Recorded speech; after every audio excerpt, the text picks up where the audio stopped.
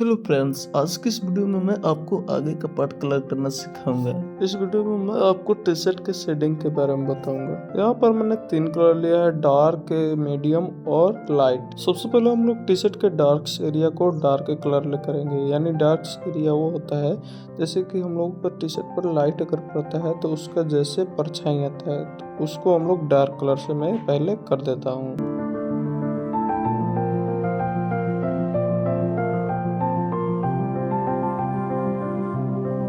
अब मैं उसी पर मीडियम कलर का यूज कर रहा हूँ और जहाँ पर कम डार्क है वहाँ पर भी हम लोग मीडियम कलर का यूज करेंगे।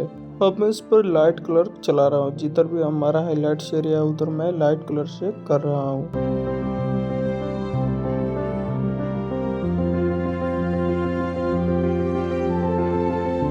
कलर हो जाने के बाद ब्लेंडिंग के लिए मैं यूज करता हूँ कान साफ करने वाला ये रुई वाला डंडा। तो आप भी यूज यही कर सकते हैं।